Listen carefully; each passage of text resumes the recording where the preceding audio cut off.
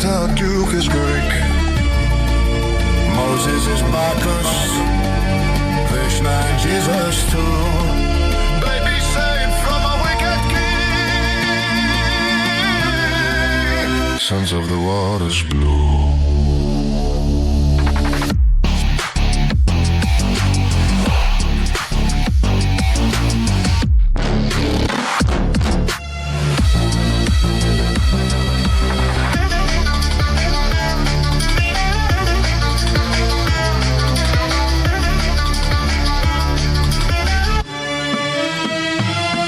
This broken mosaic, it is an archaic, stellar fragments in the firmament. Heavenly ocean river, the sacred lawgiver, author of ages, not history's pages.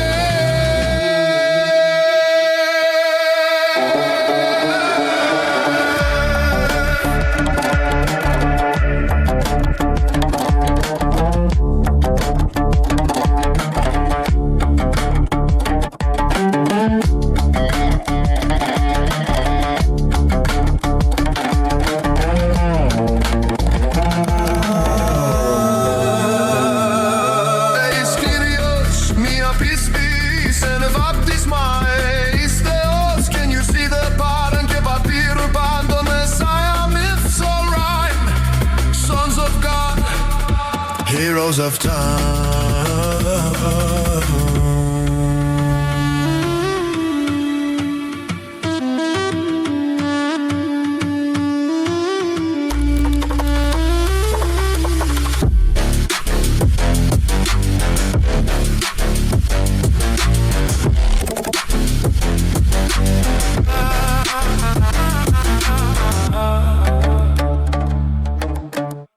Welcome, everybody, back to the Inner World podcast. We got so much pent-up gravy here.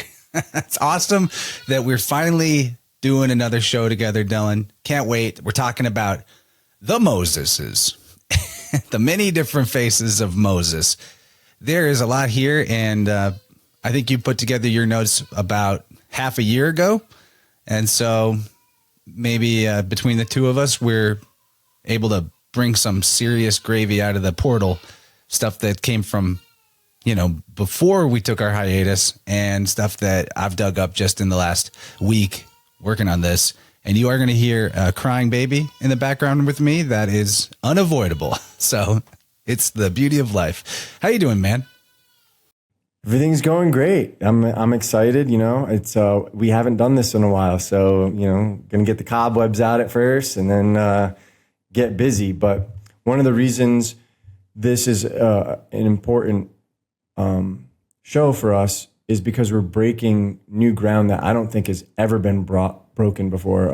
I've never seen anybody talk about this, and there's only one person that I've seen allude to it, which is Reverend Robert Taylor. But Reverend Robert Taylor didn't actually cite the sources and in terms of show you the actual Greek like we're going to. And so I think there's two major points that we're going to focus on today. And one of them is the way Moses is referred to in the plural and as a noun by Josephus, the earliest alleged Jewish scholar, even though his works are basically only from the 9th century AD, pretty much. So, and he wrote in Greek, ironically. And, there's a lot of stuff we're going to get into that's kind of, everybody likes controversy and conspiracy, not theory. This is the one to tune into. Yeah, Dylan's got a lot of really deep technical breakdown drawn off of Robert Taylor's analysis and then expanding on it, chasing down Robert Taylor's leads like we've done with many other chapters from his book, Astronomico-Theological Lectures. If you're new around here or you forgot that we've been basically covering the majority of that work one phase at a time, and it's been extremely fruitful. So I'm glad we've made it to Moses, one of the most important characters in the entire canon of, the historical narrative, the mainstream narrative. What I've got on deck in my side of the notes are some closer looks at a few of the major parts of Moses' saga, and also the astrotheology of Moses. We're going to do some analysis of that, really digging into the connection that Moses has to the Nile and to rivers and to the concept of water, trying my best to bring the philosophical, deeper, like nature truths out of this material and help people find the value in these scriptures outside of the attempted literalism, which does not really have much value at all unless you're, one of these ruling archonic forces of the last several centuries that wants to trace their lineage and divine rulership right back to these kind of stories. And then I also have some, since we're looking at rivers a lot, how similar is Moses to Bacchus? Turns out really similar. Maybe you're not surprised if you've been around for a while with us, but there's a lot of gravy here. I think, honestly, I had to quit while I was right in the middle of this research. Like, I could have probably pulled a whole nother show out of material on the connection to the muses, to the like nymphs and water spirits, rivers and stuff in general. So, we may even continue this theme if we feel like it, looking more closely at the idea of muses and beyond just the, Disney movie Hercules gospel singing black ladies. There's a lot of good stuff today, and we'll probably have to skip some of our material just to fit in our time window. So what I did this time is, like Dylan always does, I have compiled my notes in a Substack article, which means people will be able to look at that and maybe follow along if they're watching at the same time, or review it later, word search different concepts in it, or find the material that we have to skip over in his article, my article. So the value of subscribing to both of us should be pretty clear because we both bring different things to the equation. So anything else you want to bring in before I start on the beginning of my notes, buddy?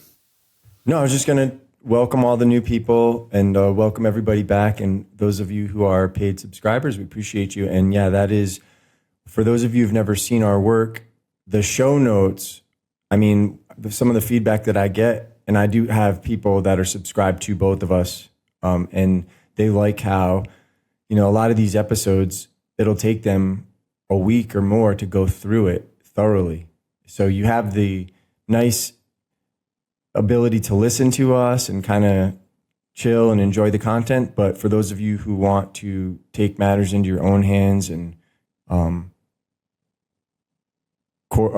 fact check us or whatever it is, like follow up on your own, you can see everything that we did in the show notes and go from there. And that is where a lot of the value is. It's a great archive. Because the show notes are different for each of us, it makes sense. They're like each of us has different benefits to subscribing. With topics this vast, even though you and I both do the best that we can to verify the things that we're claiming and find the precedent or the author or the thing from antiquity that is saying that or demonstrating that in an artifact, surely there's something in each of our articles where we did not achieve that level of precision and double checking. It's so much, right? So that's what I love the audience for, because they do chase down the leads. They follow our work. And sometimes when there's something that we just have to leave hanging because we can't get to it, they might go find the evidence for us and share it. So I love that.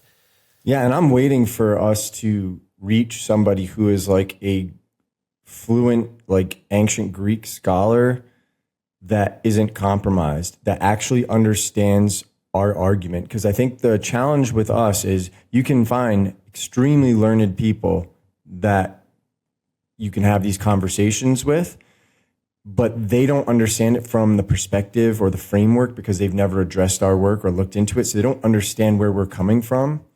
And an example of this is I've talked to two people about what we're going to go into, because I want to make sure, we're not suffering from Dunning-Kruger here, right? So the initial expert that we're taking from is going to be Reverend Robert Taylor, obviously a learned man from Britain, right? But in examining the Greek, I contacted people that are Greek and got their take on it. And they're like, we've never seen this before. This is totally alien.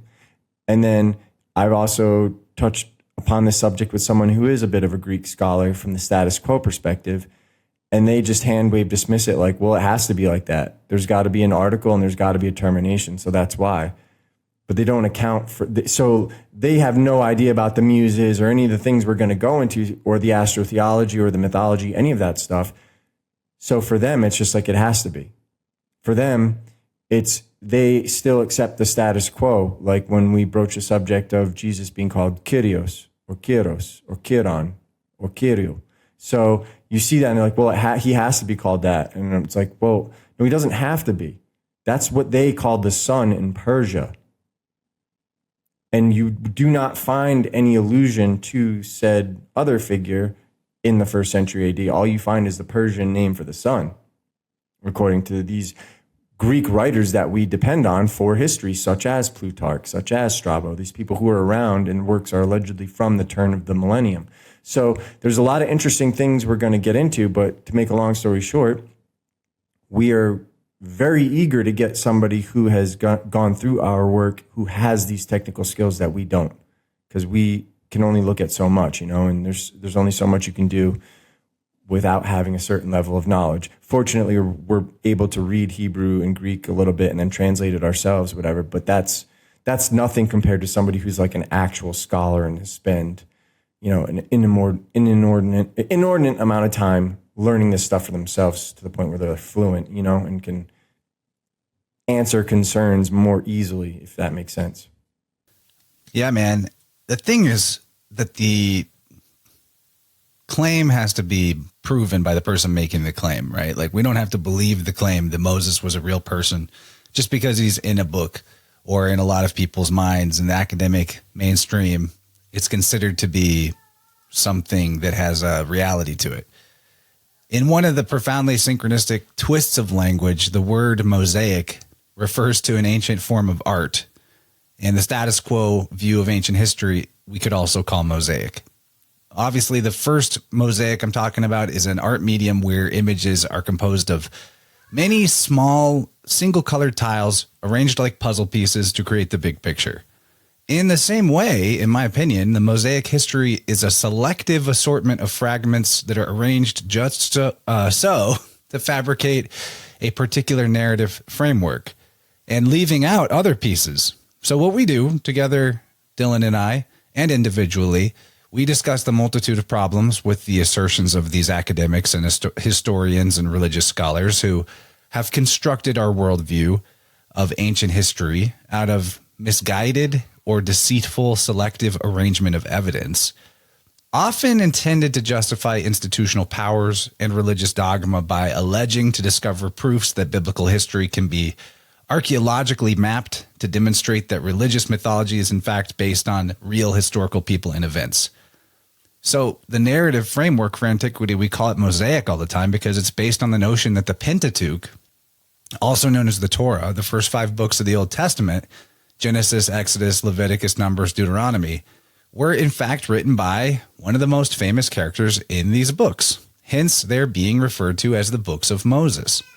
Never mind the impossibility of an author writing the story of his own death and his secret burial site. But I joke, maybe it's a Bilbo and Frodo situation where somebody takes up Moses's quill and finishes those last few lines for him. I guess we'll never know. But it says actually in Deuteronomy 34, verses 5 and 6. So Moses, the servant of the Lord, died there in the land of Moab, according to the word of the Lord. And so that right there, you should be wondering, what does that mean, according to the word of the Lord? What is the word of the Lord? That is the star story. That is the scripture in the sky. The Lord is the whole sky. And he buried him in a valley in the land of Moab over against Beth Peor, but no man knoweth of his sepulchre unto this day. Translation's a tricky thing. We'll never know if, and he buried him, as it is written in Deuteronomy 34:6, meant Moses buried himself, or if Yova took the time out of his busy schedule to come down and throw some dirt on the homie. Don't know. But that's what it says. So for the sake of our investigation and to keep the subject matter of this episode pretty focused, We'll proceed through a lot of the major parts of Moses' biography in my side of the notes as told by scripture. I'm not going to get to all of these, but the important beats of the story for review for those of you who maybe didn't have Sunday school as a kid. Moses' birth, concealment in an ark, and discovery in the water. His conflict with an Egyptian and flight to the land of Midian. The encounter with Jove as a burning bush. The exodus of the Hebrews culminating in the miraculous parting of the Red Sea. Wandering in the wilderness for 40 years to receive manna from heaven to sustain them. Moses draws water from a rock, happens twice. He raises the brazen serpent. He battles many factions, including the Amalekites, yes, on the plain of Rephidim. And he also receives the transmission of the Ten Commandments. So we're going to consider a few of these narrative chapters really closely. It's worthwhile to have multiple symbolic perspectives in mind. The interpretations don't have to be mutually exclusive. We're dealing with priestcraft here, but this is an anagogical or multifaceted, multidimensional layers of meaning here.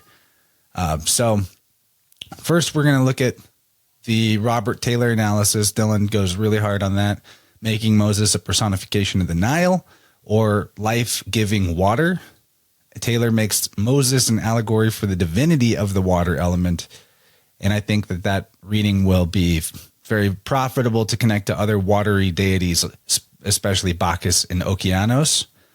Then we're going to spend a little bit of time considering the relationship between Moses and Muses. I appreciate, I couldn't get as much of this stuff put in as I wanted to, but I want to throw this out at the beginning because it's one of my favorite weaves to always have on the perspective framework.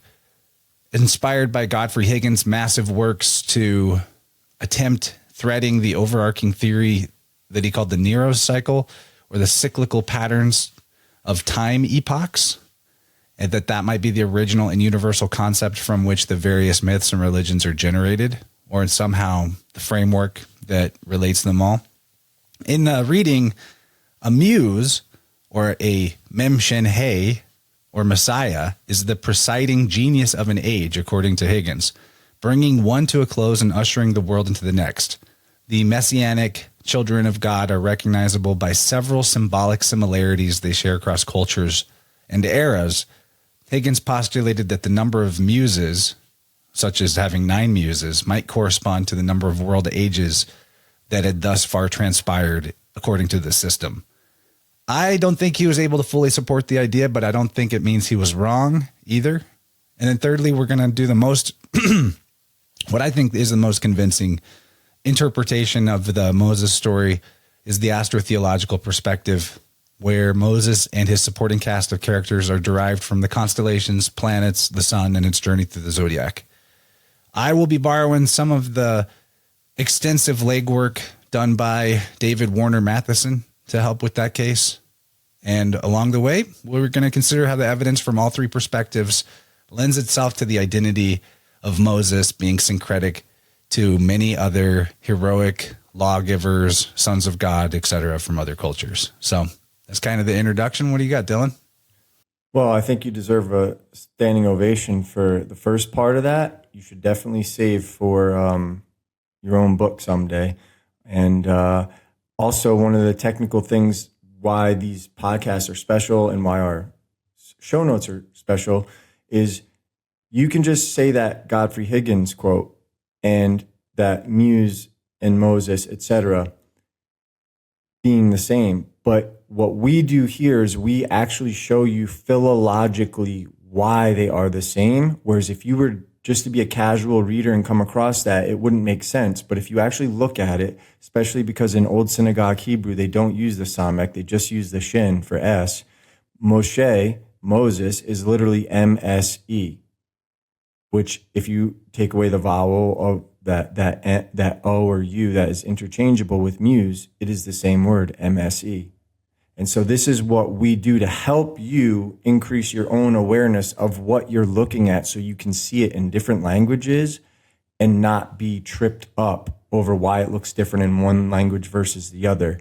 And you get this amazing perspective where a whole new layer of understanding and vision opens up once you know this system. Let's get into the first section of your notes, man. I want to make sure that we're just kind of bouncing between each other's parts. Yeah, absolutely. Well, what I would like to start with is that quote from William Bentham. This has been something that everything my work has hinged upon, because when you actually look at what a Phoenician is, where they come from, it's all from a Greek account of a people that they didn't really know about. And it's a word that only makes sense from an Etruscan perspective, because the root of it in Etrusco-Umbrian is puni, which is purple, which is what begets the Latin pony, their word for Phoenician.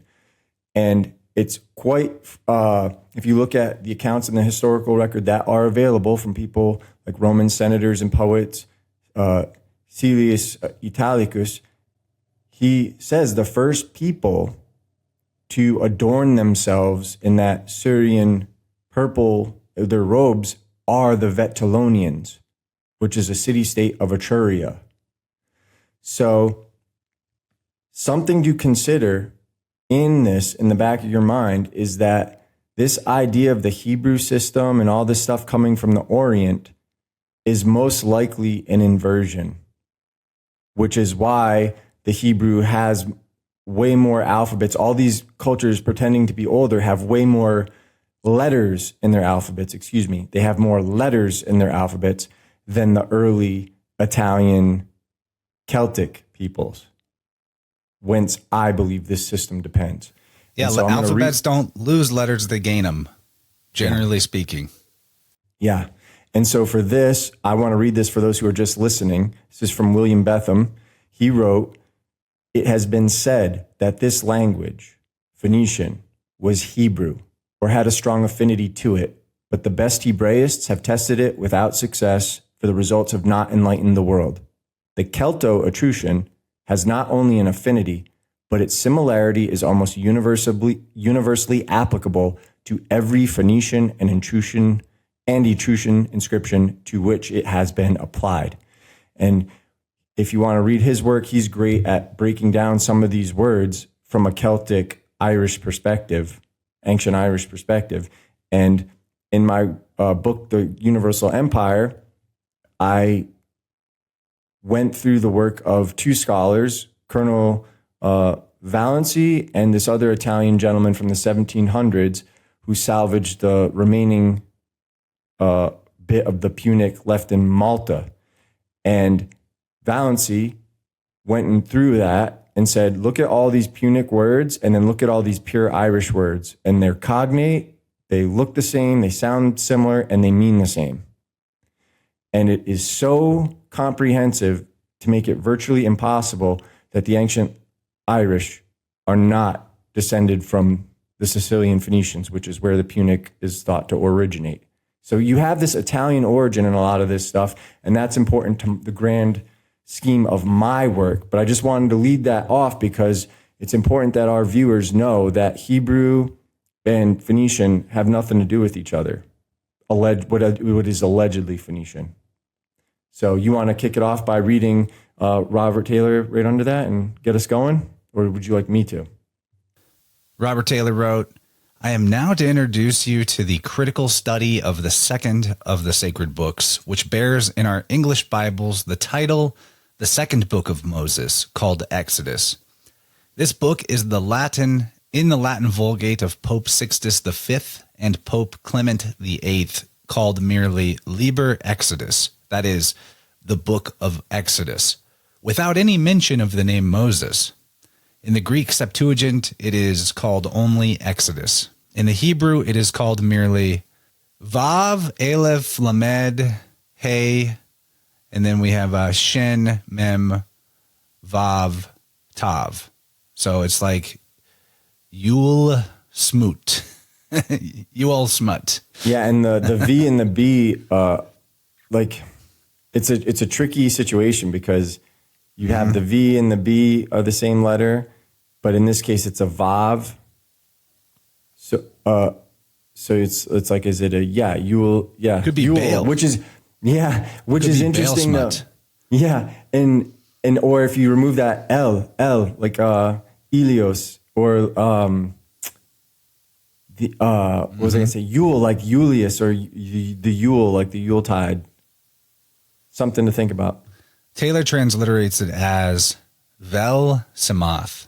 That is, and these are the names of the sons of Israel, which is nothing more than the first words of the book itself, written a little larger than the rest to mark the place of beginning, but being no title at all. So that there is no authority whatever to show who the author of the book was. It really is anonymous, and our English translators, in taking upon themselves to call it the Book of Moses, have committed an impertinence and taken a liberty which they had no right to take, for which they had no authority of any Latin, Greek, or Hebrew original. They have added to the words of this book, and therefore have shown how little respect they had for that fearful denunciation of the apostle, if any man shall add unto these things, God shall add unto him the plagues that are written in this book. All right, you take the next couple. If they found the book without a title, why did they not leave it so? Why presume to give it a title and to assign it to an author of their own mere conjecture and guess, in which, indeed, they have guessed so ill and conjectured so widely off the mark as to expose our English translation to the scorn and ridicule of illiterate and uninformed infidels, where certainly the divine original itself would have stood unimpeached and is indeed absolutely unimpeachable. The silly and malapert objections of our infidel and skeptical writers, and the still more silly and absurd answers of our Christian advocates to those objections, as that Moses has drawn his own character, has called himself the meekest of men, and has described his own death and funeral in these books, and therefore could not possibly have been their author, are dissipated in a moment before the merits of that simple but certainly first to be answered challenge. Where was it ever pretended that Moses was the author of these books? Or what should render them of less authority, had they been written by the prophet Samuel, or the priest Hilkiah, or by any other holy and inspired personages? Now, something that I broached in my Spirit World series was that Godfrey Higgins observed that the book of Ecclesiasticus, or the wisdom of Jesus, the son of Sirach, is corrupted and dislocated. The translation is found in the Vulgate, but it's not known who made it. And Calmet noticed the translator used obsolete words that prove the translation is much older than the Christian era. You can check the show notes for that example. You want to go down where Taylor continued? Do you want to start that off, or do you want me to keep going? No, let's just give the example. Go, give the examples from Holy Sailors there. For riches, honestus for a rich man, respectus or visitatio for the punishment of God on wicked men, super vacuitas for the vanity or vainglory, animalia supervacua for dangerous or noxious animals.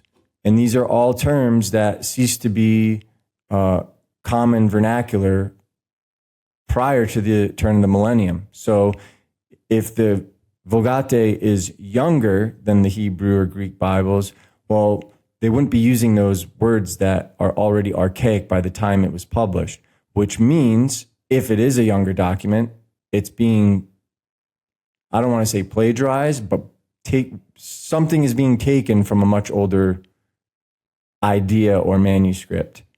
That's what I think the conclusion would be. Taylor continued, there is no evidence that these 5 books, commonly called the Pentateuch, were written by any person who bore the name of Moses. The books themselves assert no such thing, and we have no right to assert it for them. There is, however, authority which might, to those who jump at conclusions, make it for a moment seem that the person mentioned in the book of Exodus, under the name Moses, was their writer. And that is where our Savior says to the Jews, if ye had believed Moses, ye would have believed me, for he wrote of me. And that answer of Philip to Nathanael, we have found him of whom Moses did write, Jesus of Nazareth, the son of Joseph. But, sirs, the day itself is not more apparent than the fact that, if that were the case, these writings could not possibly be the writings of Moses, since in no part of them is there the least allusion to Jesus of Nazareth. And the only sons of Joseph mentioned in these books are the two heads of the tribes, Ephraim and Manasseh. This is some real whoa buddy shit right now. You have to hit that in the show notes for the subscribers. It's so funny. That's one of my favorite podcasters. They just like make fun of like all like the grifters. Whoa, buddy. This is some whoa buddy shit right now.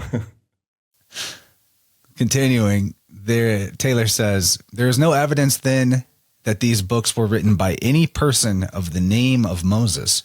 And though Josephus, Philo, Menetho, Diodorus, Orpheus, Strabo, Longinus, and other exceedingly ancient authors have spoken of writings ascribed to Moses, or rather, more correctly speaking, to the Moses, for the word is plural, and evidently signifies more than one. There is no reason to suppose that by the Moses they meant any particular person, nor do the books of the Moses, in the language of those ancient authors, mean anything more than the books according to the Moses, as our four Gospels, which I hope are of quite as good authority as the books of the Moses, are called Gospels, not by or of, but according to Matthew, Mark, Luke, and John. So calling him the Moseses, it's like me calling chance, if I'm writing about chance, the chances.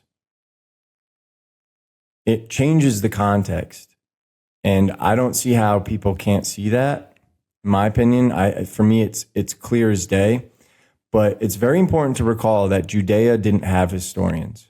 There are no original manuscripts of Flavius Josephus's work prior to the 11th century. Some people say there's like 9th and 10th century stuff in there. The oldest surviving manuscripts are Greek minuscules copied by Christian monks. So copies of alleged copies for over 1,000, basically 1,000 years. That's what you're dependent on. A Greek minuscule is a specific style of Greek handwriting that was developed as a book hand in Byzantine manuscripts during the 9th and 10th centuries. So, in my opinion, this is especially damning because if the following issues and conclusions that we're about to make here are correct, and that have been made by legendary people like Robert Taylor, this is it implicates the possibility that the story of Moses was forged at an even later chronological time than the first Greek writer to mention him, which was allegedly not till the 3rd century AD. And the reason that is significant is because so much of our history is dependent on these Greek writers, which they may not have even existed at the time they're suggested. They may be forgeries that were created by an institution such as the church, such as the capital of Rome being moved to Constantinople, that type of stuff.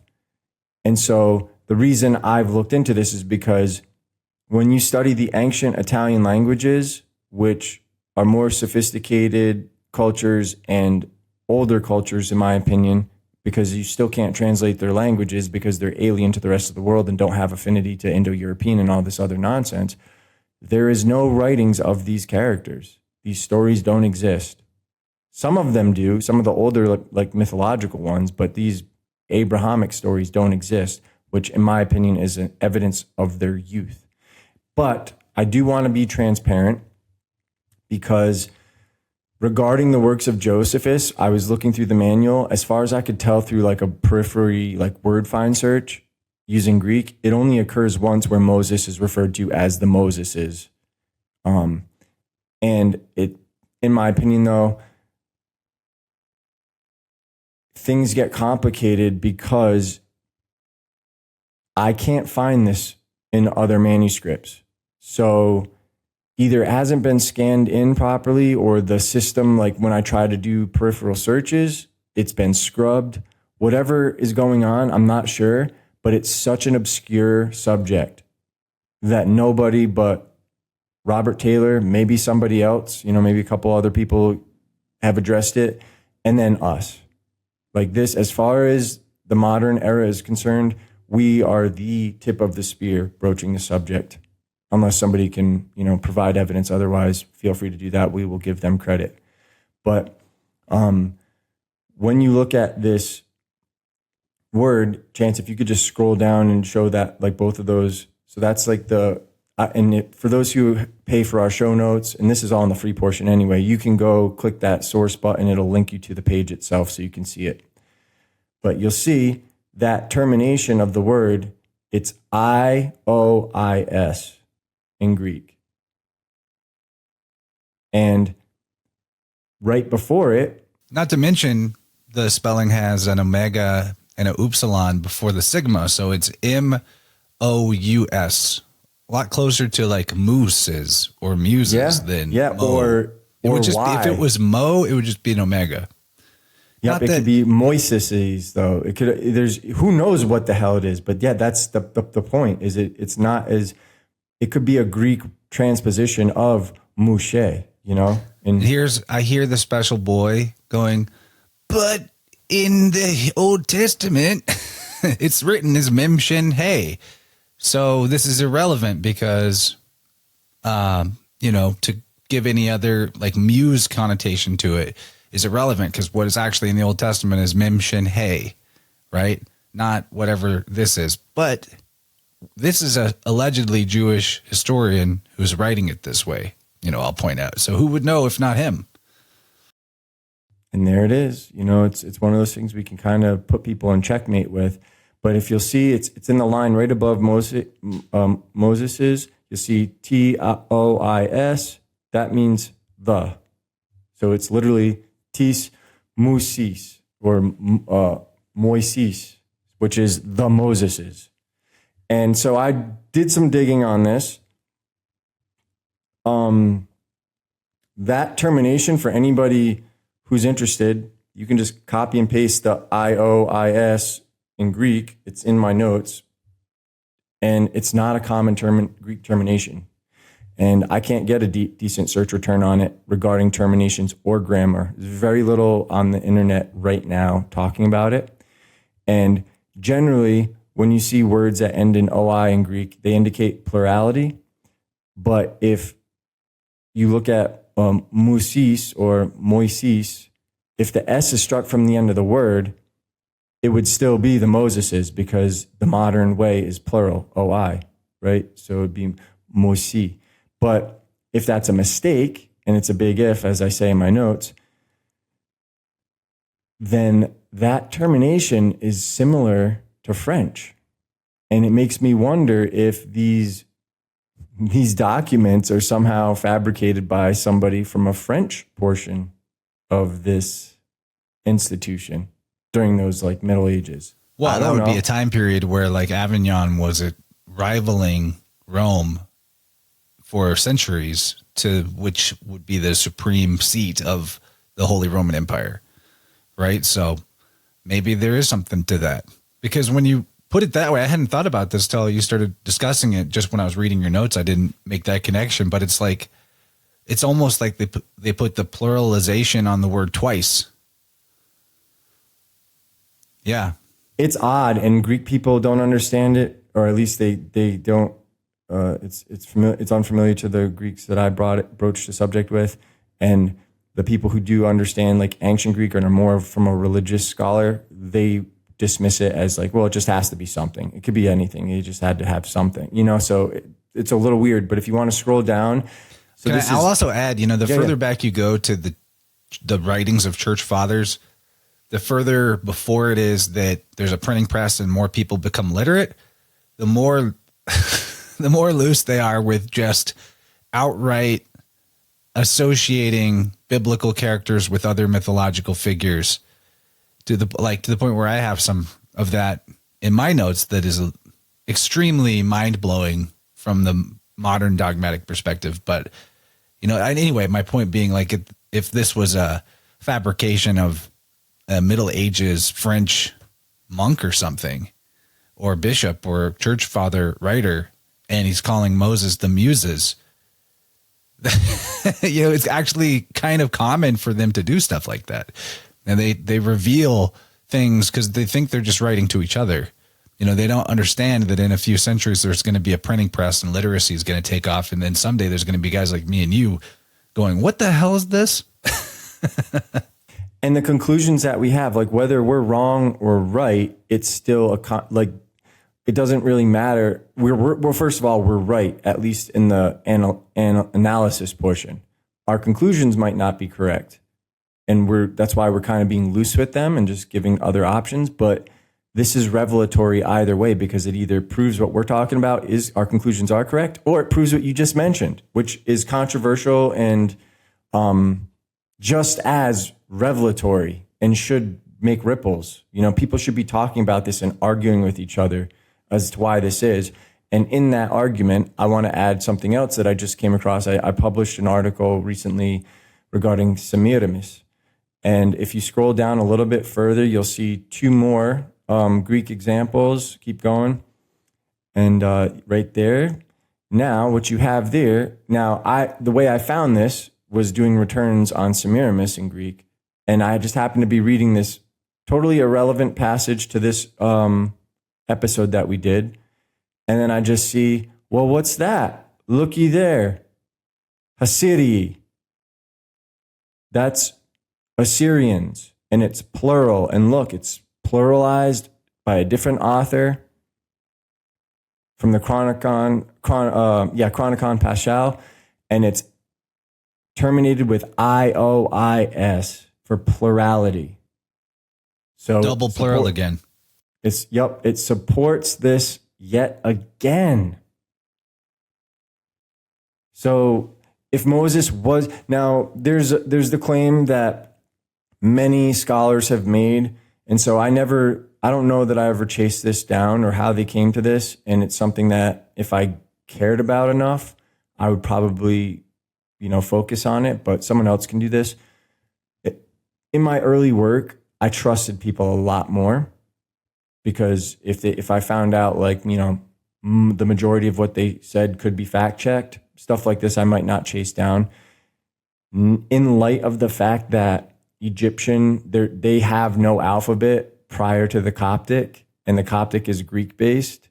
Once you learn that and all the hieroglyphics are Greek based, you see how young their bullshit system is that they've tried to superimpose on possibly ancient structures and make it seem like they were the creators of them. Once you get past all that, I don't know how you would corroborate the fact that Moses was a term for an initiate in Egypt as purported, unless it was a Greek term, and it's kind of looking at it from maybe not a Hebrew or a Jewish perspective. I don't know, but a lot of scholars have alluded to the fact that Moses meant initiate. So the term pluralized would be the initiates. The Moseses would be the initiates. And, that's something to be cognizant of. I don't know if we need to broach this next subject. I think we could leave that in the show notes. It's just me giving more examples. So we can scroll down to, let's see. Oh, so in Taylor's work, he referenced Philo, also writing Moses, plural. Philo's work is a little bit harder to find in its original form, especially in the Greek. And the very little that I have, it's not actually like an original source. And this book was like 6,000 pages. I couldn't get returns on it, so I don't know if it's in there as this. So, and I couldn't find the original manuscript of Menetho's work in Greek. So there's a lot of this that people may have had access to hundreds of years ago that we just don't have anymore, or they're just not in public eye, or they just haven't been scanned, whatever it is. The challenge for a lot of this stuff is that there are a lot of things in the archaeological record that are in private collections that will never be public and the public will never have access to. And they're just kept by wealthy people. And a who have clergyman bought like them. Robert Taylor might have been able to see before it went under lock and key. Yeah, or if it was in the Vatican Museum or something, if certain people can get permission to go and explore that stuff.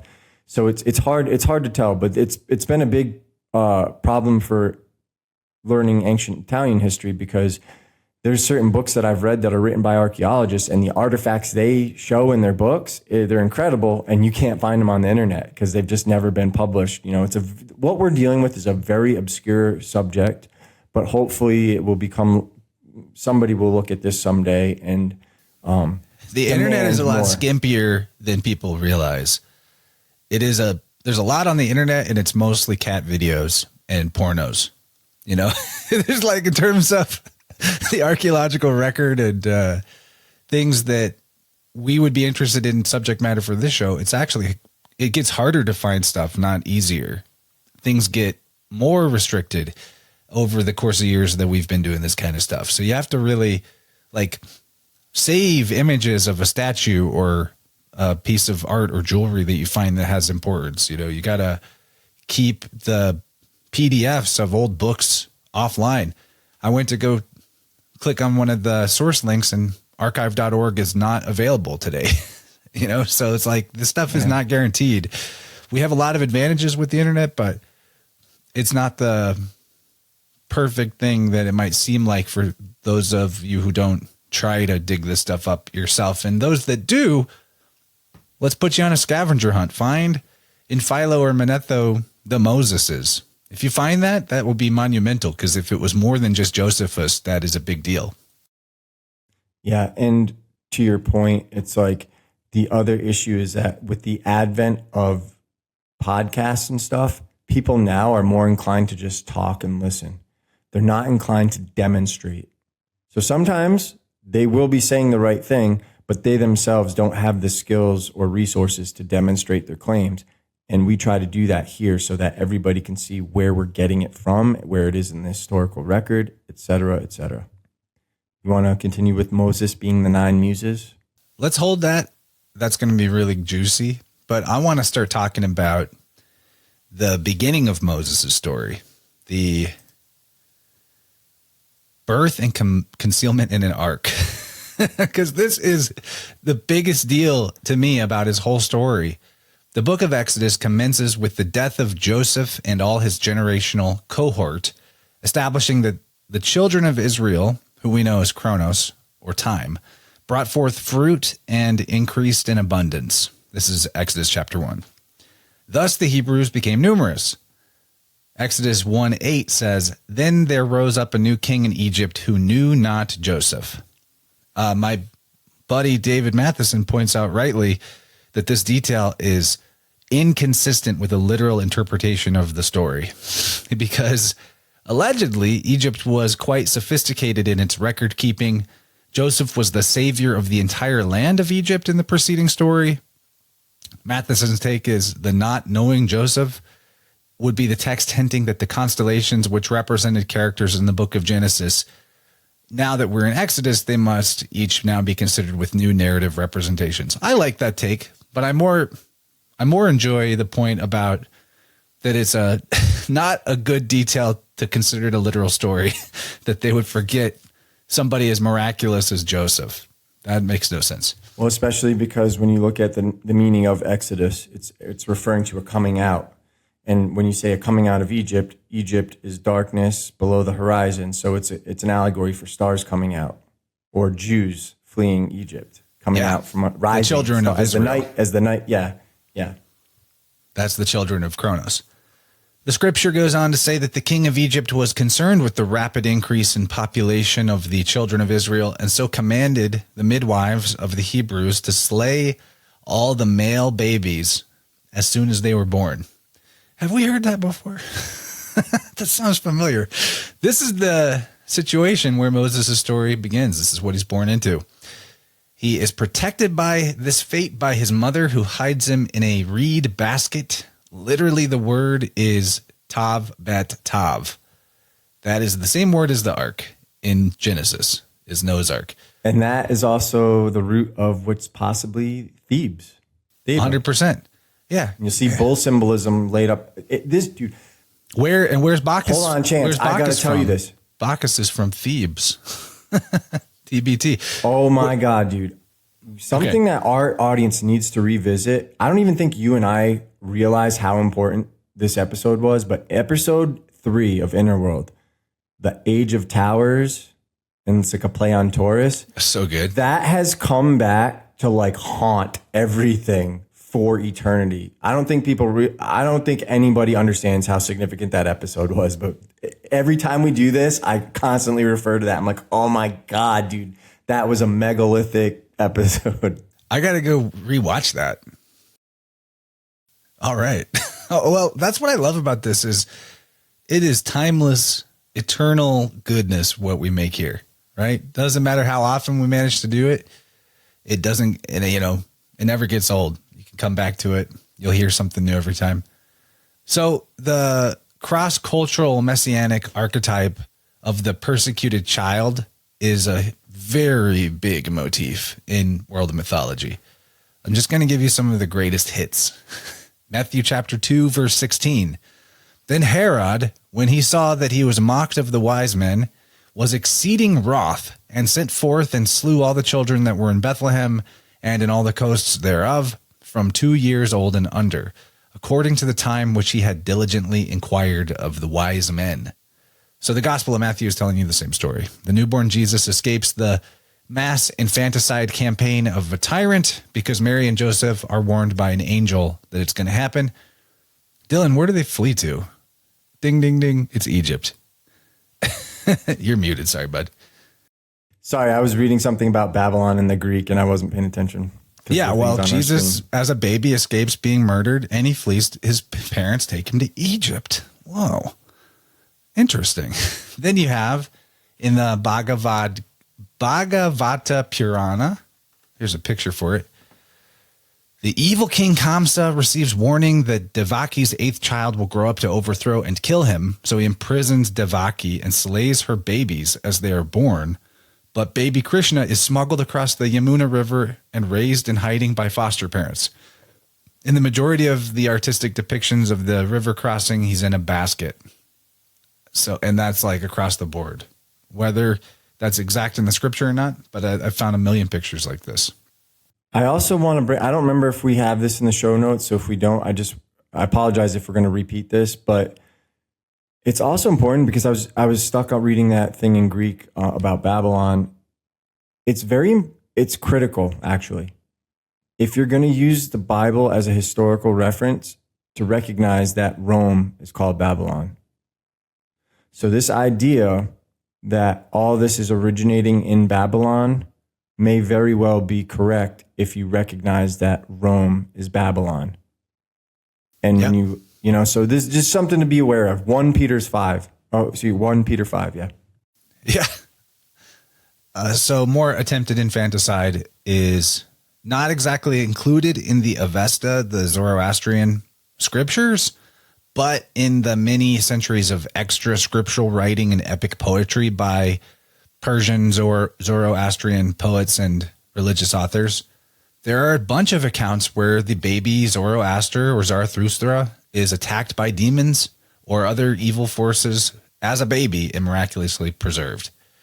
Then you got the Osiris-Horus cycle. In many texts, be they real or authentically as old as they're supposed to be, they have the detail of Seth attempting to murder his nephew, the infant Horus, after Osiris's death. Isis hides Horus in the marshes of the Nile, concealed via a river, smuggled via a river, the exact same river as Moses. And similar to Zoroaster, Horus is attacked by evil creatures, but survives by divine intervention. Another really good one is Perseus, son of Zeus. He has a similar superhero origin story. He's got King Acrisius, just like Pharaoh, Herod, and Kamsa, hearing a prophecy that a descendant will end his reign. He attempts to prevent the child's birth by imprisoning Perseus' mother, Danae. Zeus knocks her up anyway. He becomes a golden light that gets in through the window.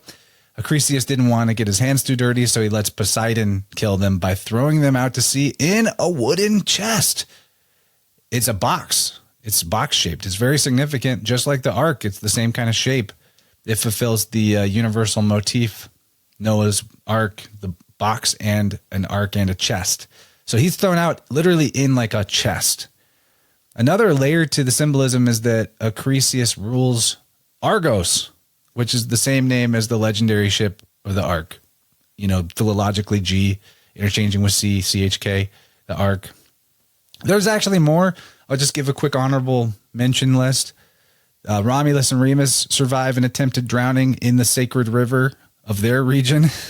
Baby Oedipus is left exposed to avoid the fulfillment of an oracle's prophecy. Comes back and kills his dad anyway. Karna in the Mahabharata is a son of Surya, the sun, and is abandoned after birth and set adrift in a basket on a river. And noticing that name is worthwhile too, because it's Karna, K-R-N, right there.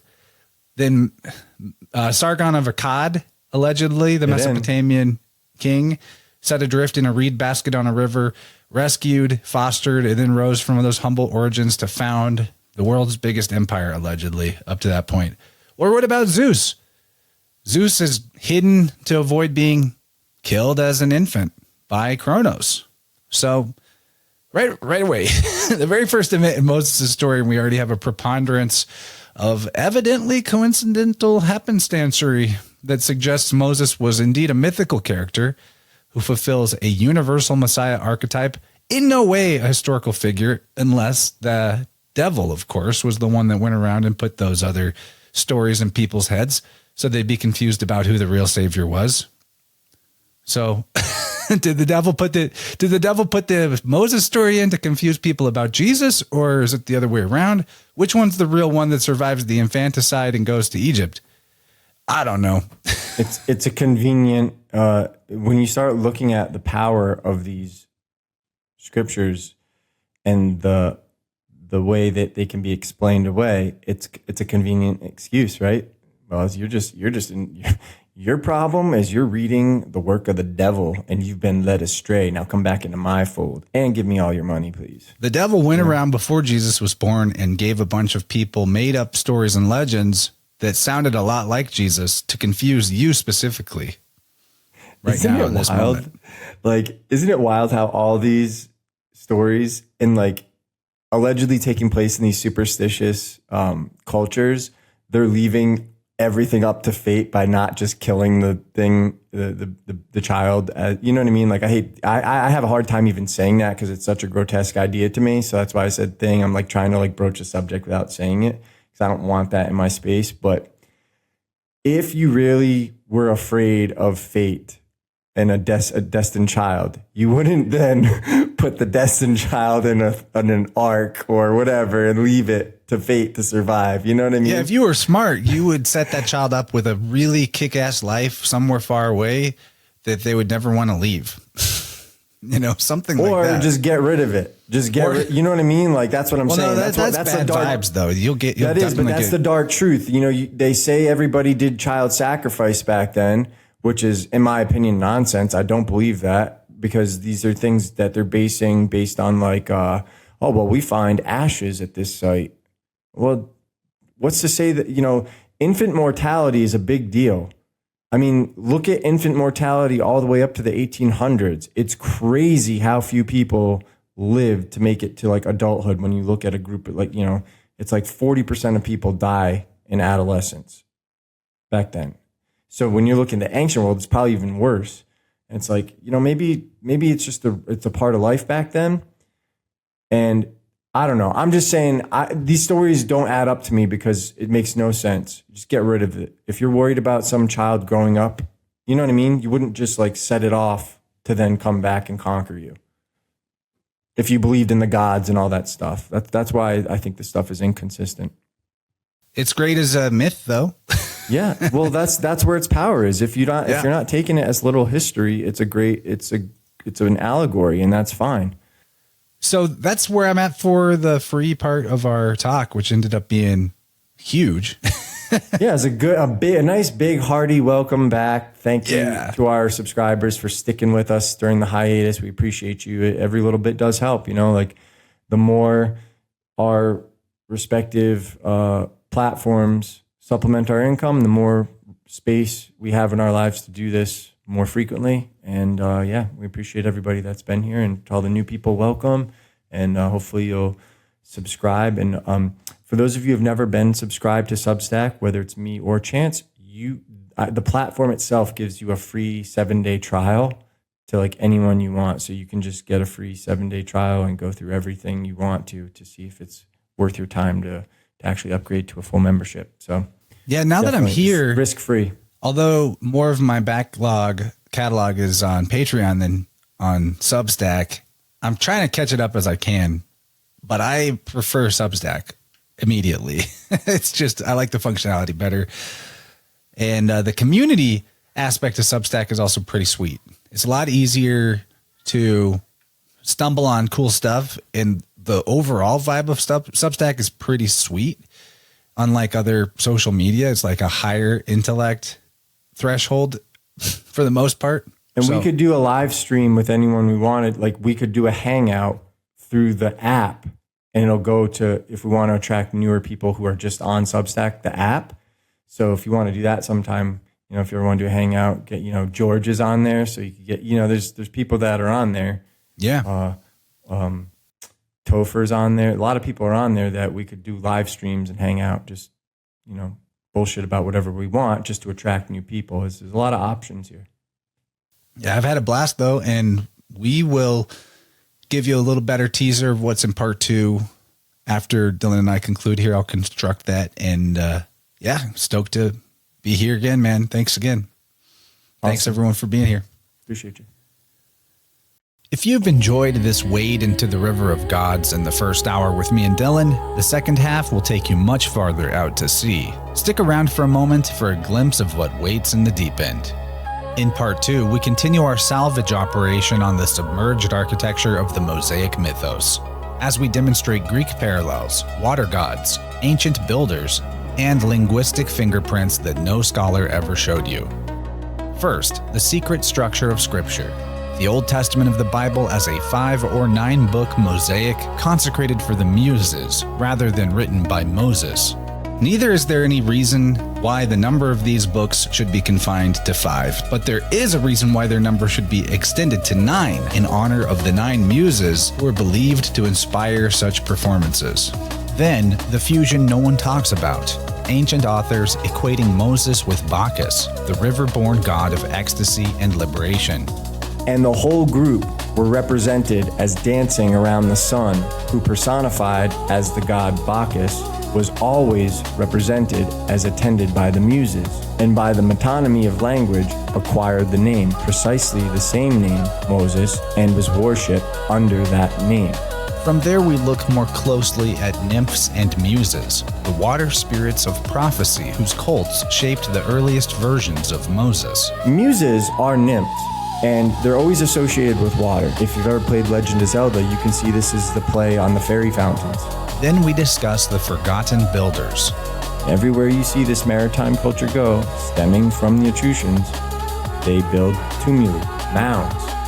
They're described as looking like breasts. And finally, we put on the decoder ring, demonstrating the philological letter swaps that reveal Moses and whole mythic lineages as variations of the same root words.